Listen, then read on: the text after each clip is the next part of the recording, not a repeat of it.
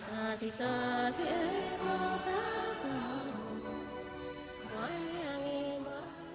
everybody and welcome to my channel, excusemeprofessor.com. So today I am going to talk about how to survive tests at the college level. Maybe this might even help at the high school level, but right now I'm in college and this is something I've definitely had to learn. It was not taught to me in high school. It wasn't even taught to me in a lot of college classes. I was just thrown in and a lot of professors just assumed I knew how to study for some of their classes that required me to pretty much understand every single thing in their class. The first class that I had that was like this was a political science class. I'm actually in a political science class right now called Modern Political Ideology. So this is the fourth class I've taken from this professor. He's an amazing professor. He is absolutely one of my favorite professors, but he does require you to understand all the material. And in this class, which is different than some of his others, is that we are being quizzed after every single chapter. So there are 7 quizzes actually. Well, he calls them quizzes. We see them as tests, but we still have to understand pretty much everything he taught us within that chapter within a week or so, right when he finishes the chapter. So this tutorial is about how I do that, how I learned how to do that, from going from his political science class where I was really scared. I got into it. I loved him. I loved the energy.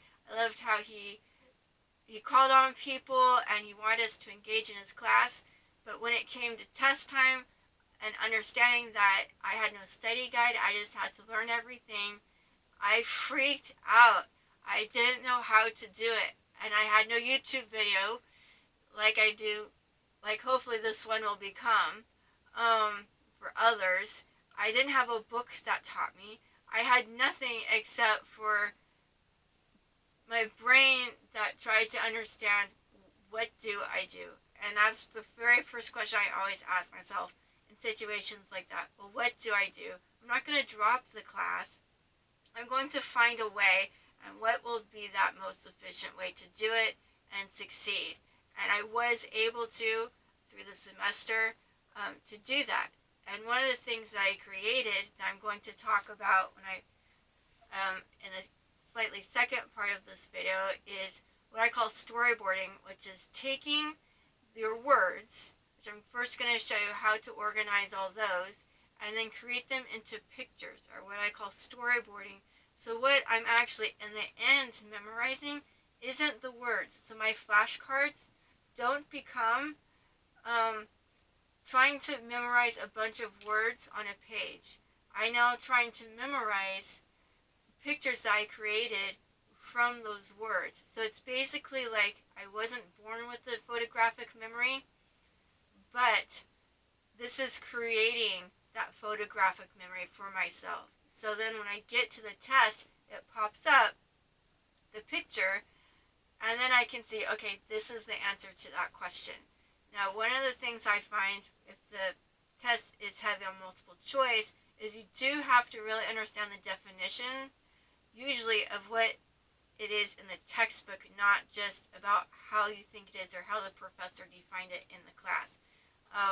And that's the only other glitch in this, is to understand the definition in the book if it's heavy on multiple choice. But still, again, I still find no matter what, the pictures still work. Then I can create the pictures that go with the definition and how to do that. It's just the most efficient way I have come across. The other thing I do is, to go off a bit, I find a study buddy, or I find at least one person's phone number in the class. Between the first and second week I get into a class, like this time, the person's number that I got was in my international relations class. In the international relations class, it was the person sitting right next to me. I said, hey, do you want to study sometime? I could tell she was a really great student. She always showed up. She had great notes. So we got together. The second I got her number, she fell ill. She fell sick in the international relations class. and I was able to actually text her and say, hey, I saw that you were out, do you need my notes? And so I gave her copies of my notes. This time, same thing happened. A week right after I got this other student's phone number in this class, he fell ill, and once again I texted him. I was able to make that connection. If I fall ill, then they can help me out. If they fall ill, I can help them out. And I just have this sense about when I get someone's number, I kind of keep track of them. Are they in class or are they not in class? Do you want to get together and stay together? Or how can we help each other get through? Therefore, I'm never just alone in the class trying to struggle by myself. I find that to be extremely important to have at least one student's phone number, if not two, in the class. So that is the very first thing. That is my very first tip of how to get through. Please get someone's phone number, email, or something. And then the next thing, of course, is the notes and how to organize the notes. So what I'm going to talk about now is how I do that. And you'll see I'm going to put up an example right now of, this is like a mini version so it fits on one page, of how I color coordinate my notes, how I then, the blue is from the book, and the black is the professor's lecture. So this professor, which is why it's makes such a good example to use, is because he utilizes everything. So equally, he uses the book, he uses the lecture, and the PowerPoint. Some professors are heavier on lecture, other professors are heavier on the book. When it comes to test time, this professor utilizes it all.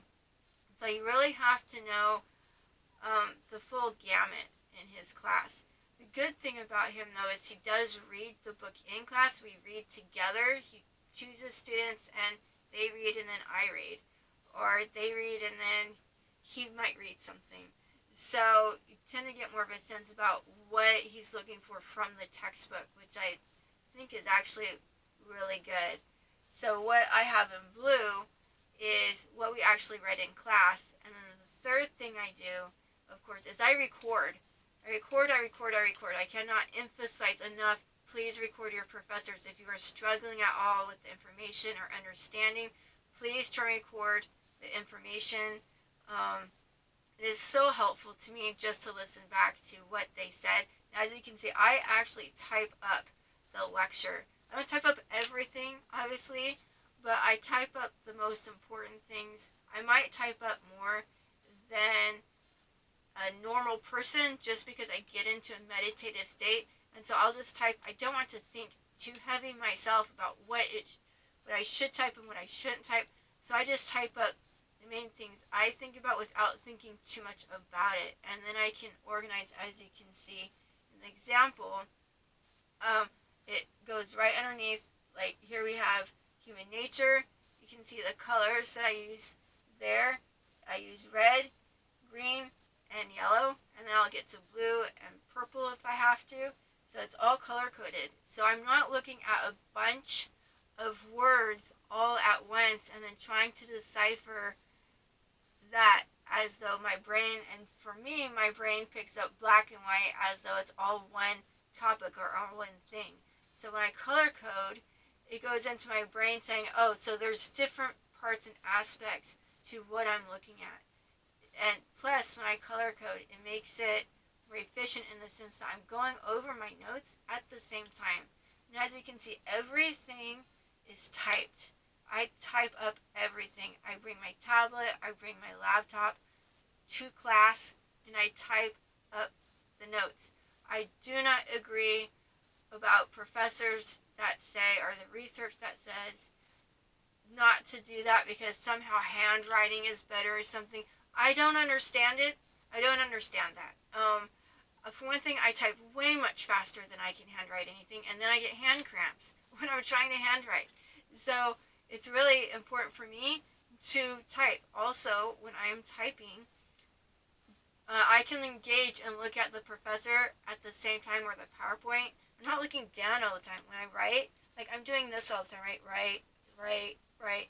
So I lose track more of what he's saying. I don't feel as engaged. Of course, if you bring your tablet and you're searching online for knives to buy on eBay, like a student did in one of my other classes, or on Facebook, or get distracted by, if you get messages through it or something like that, that's different, okay? But if you bring your tablet in specifically as a learning tool to help you progress, then it's going to help you. It's not going to take away from you. At least it never takes away from me. It actually helps me.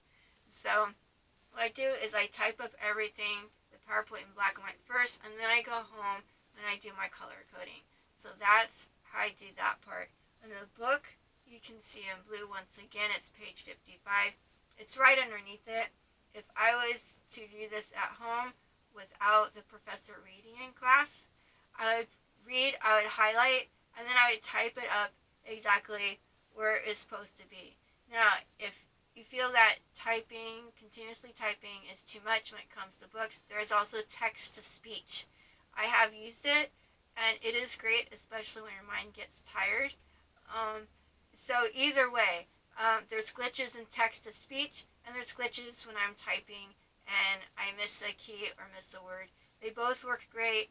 I highly recommend text-to-speech if you get tired of all the typing, but definitely get the book information in there if your professor is heavy on the book. And then you can see underneath is, once again, the recording and what I typed out from the recording. So it's all right there. So these are my notes. So when I go to the picture, which I'm going to show you now, these are my notes for human nature. And it's just right there. It's beautiful. It's very well organized. It's very easy to see. And if you share notes with someone, then it's going to be really easy for them to read as well. So this is how I do my notes. It's taken me a long time to get here. I did a lot of trial and error, but this is how I do them now, and it's very effective.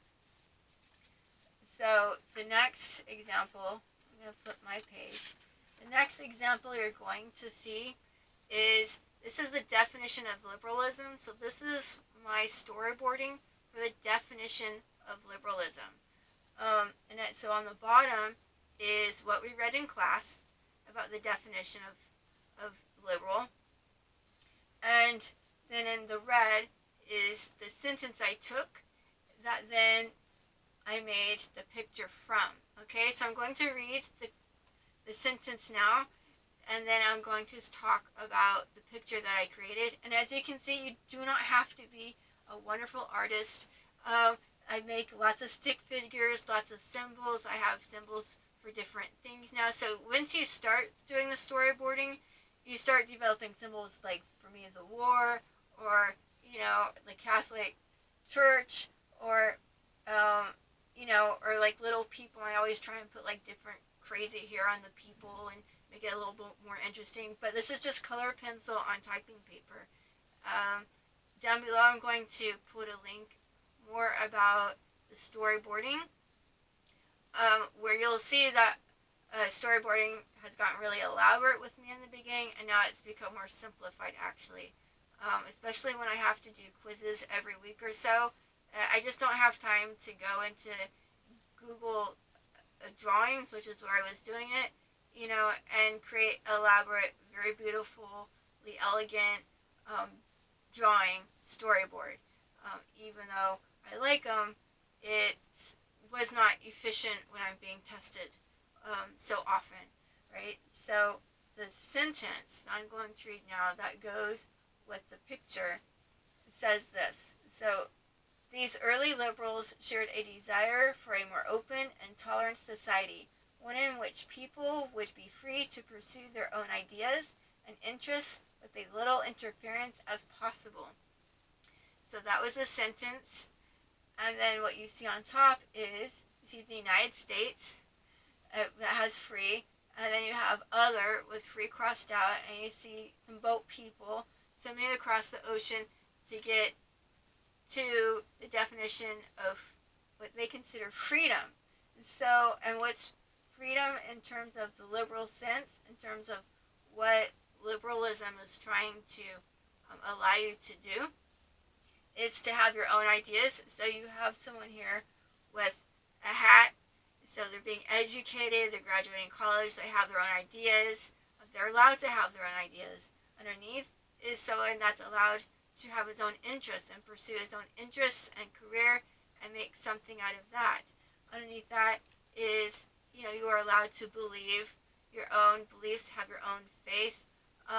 If you're Catholic, if you're Christian, if you're Muslim, if you're a tree hugger and you just love nature and that is your religion, you are allowed to just hug trees all day if that is what you want.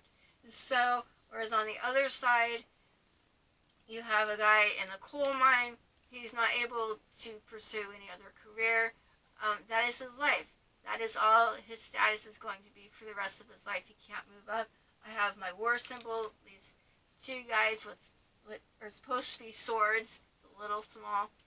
But as in terms of the conflict going on, which is also creating havoc and not liberal. So there's a lot of conflict in terms of what is agreed upon or not, what is just or not in that society, instead of being able to allow you to have that freedom for yourself to understand it on your own. And then, of course, you have the Catholicism, the only religion that's supposed to exist in this country, and if not, they are going to be prosecuted, which, of course, comes from the Middle Ages, which I get to the part 2 of this video, which will be me actually describing my chapter 3 pictures more elaborately. You'll get a lot more history on that. So that is the drawing. That is with the paragraph. That is how I created it. And that is what I have to say for tonight. Thank you for watching. Like the video if you like it. Subscribe if you want to see more. The next one I hope to do is all the mistakes I made as a student. Going into college, I am a little bit of an older student, which I did find helpful on one hand, and on the other hand, I still made all the same mistakes as any other student is going to make as they're trying to find themselves through this learning educational system. In terms of changing my majors, in terms of who I am, who I identified myself as, who I identify myself as now, and all of that history, taking too many classes, having to take less classes. I've done it all. And I hear so many students who also make the same mistakes, and I say, you know what, I was just like you once. Don't worry, just keep going, you'll get through it, and eventually you will finish. So that will be the next hopeful video. Thank you for watching, and have a great night.